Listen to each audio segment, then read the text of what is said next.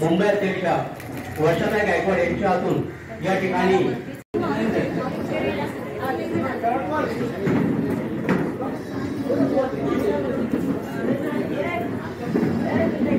नए साल की बहुत सारी शुभकामनाएं। नया साल आपका समृद्धि हो, सुख हो, शांतिप्रिय हो, आरोग्यमय हो और न्यायमय हो, यही मैं सबको सबसे पहले तो शुभकामनाएं दूंगी। धन्यवाद दूंगी कचरू यादव और ललिता कचरू यादव जी का कि उन्होंने इस कार्यक्रम का आयोजन किया।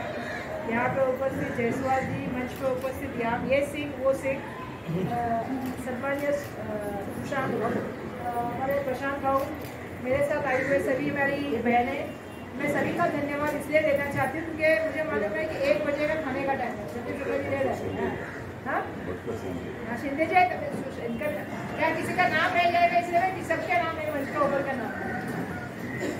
1 बजे का खाने का टाइमिंग है। कचरू मुझे बार बार फोन कर रहा था कि आपको जल्द से जल्द पहुँचना है, जल्द से जल्द पहुँचना है।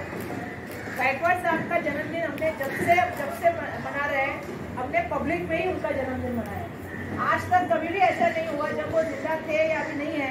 उनका जन्मदिन हमेशा हमने लोगों के काम में कैसे डालने का ये हमको गायकवाड़ साहब ने सिखाया।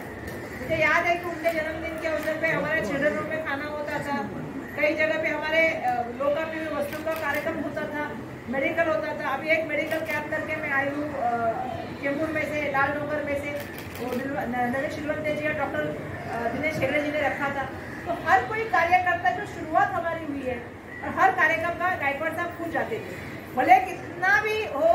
पूरे दिन में यहाँ से मुझे लगता है कि महेंद्र का कार्यक्रम होता था, मेरा एक कार्यक्रम होता था, हर जगह पे गायकवाड़ साहब खुद आते थे। इसलिए आते थे क्योंकि उनको लोगों के प्रति एक सद्भावना थी, प्रेम था और वो हमेशा कहते थे कि लोगों की सेवा करना यही हमारा जन्मदिन होता है, हमारा जन्मदिन और कुछ नहीं होता है।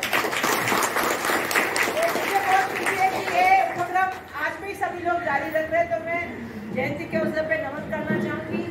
मुझे तो इतना ही मालूम है कि बाबा साहब के अनुयायी थे और बाबा साहब के अनुयायी रहे होंगे जब तक जिंदा थे कांग्रेसी थे।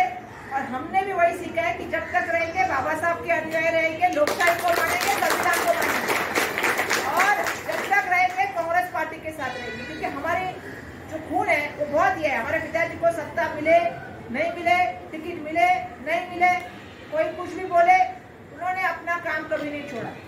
किसी के प्रति मन में बुरी की भावना कभी नहीं रखी। वो हमेशा बुद्धिज्म मानते थे। तो बुद्धिज्म मानने वाला इंसान जो सबको साथ में लेके चला, छत्रपति शिवाजी महाराज, सावित्रीबाई फुले, ज्योतिबा फुले, बाबा साहब, इनके सोच वाला इंसान जो हमेशा ही महिलाओं को, क्योंकि मैं एक ऐसी लड़की हूँ कि मेरा बड़ा भाई भी है, तो बोलने में बहुत लोग होता है कि लड़की को आगे लाना चाहिए, लेकिन करने की बात आती है तो बहुत से लोग यही सोचते हैं कि लड़के को कैसे मैं आगे लेके आऊँ। लड़की अगर लड़का लड़की साथ में आती है तो दोनों में से किसको आगे लेके आऊँ। लेकिन हमारे पिताजी ने एक अलग उदाहरण दिया कि लड़के के सामने अगर लड़की भी आ जाए तो लड़की को भी उतनी ताकत देनी चाहिए। जो बोलते थे वैसा वो करते थे। पुरोगामी महाराष्ट्र की उनकी सोच थी, महाराष्ट्र को साथ में रखने की उनकी सोच थी। मुंबई के अध्यक्ष बन के उन्होंने काम किया। और मुझे आज इस कार्यक्रम के दौरान ये कहना है, इसलिए ये जानबूझ के स्टेज के ऊपर ये बात कह रही बच्ची, आज ये बोलना पड़ेगा हमको कि आज इस देश का संविधान, आज इस देश में जहाँ हमारे पिताजी कहते थे कि मैं रास्ते पे डांबर डालता था, और एक दिन जब मैं संसद में बैठा तो मुझे इस बात का एहसास हुआ कि बाबा साहब ने इसी संसद में संविधान रखा, इसी संसद में बनते इसी संसद में जो है वो बड़े बड़े पंडित जवाहरलाल नेहरू, महात्मा गांधी जैसे मतलब सब लोग यहाँ पे सब लोग जब नेताओं ने जो सिखाया और जो वहाँ पे बैठे बड़े बड़े खासदार, उनके साथ बैठने का मुझे मौका मिला। कोई सोच भी नहीं सकता था कि रास्ते पे सड़क पे डांबर डालने वाला लड़का संसद तक पहुँच सकता है। और सबको पता है कि संसद में भी कभी फोन आया तो संसद में भी फोन उठाने वाला अगर कोई था तो एकनाथ गायकवाड़ था। आज तो बोलने के ऊपर संसद में से खासदारों को बाहर निकालने का काम होता है। तो आज मैं चाहूंगी कि मेरे पिताजी को अगर सच में कोई श्रद्धांजलि देनी चाहिए या सच में उनके लिए कोई नमन अभिवादन होता है मेरी तरफ से, तो इस देश का संविधान बचना चाहिए, इस देश की लोकशाही बचनी चाहिए, इस देश में लोगों के प्रति प्यार बचना चाहिए। और जो संविधान और देश के शहादत के लिए जो लोग जेल में गए, जो लोगों ने खून बहाया, उनका ये बलिदान व्यर्थ नहीं होना चाहिए। जो भारत को उन्होंने एक साथ रखने का काम किया, वो भारत को एक साथ रखने के लिए हम लोग आने वाले दिनों में कोशिश करेंगे। यही मेरा सबसे नजदीक है। बहुत जरूरी है जगह से संदेश देना।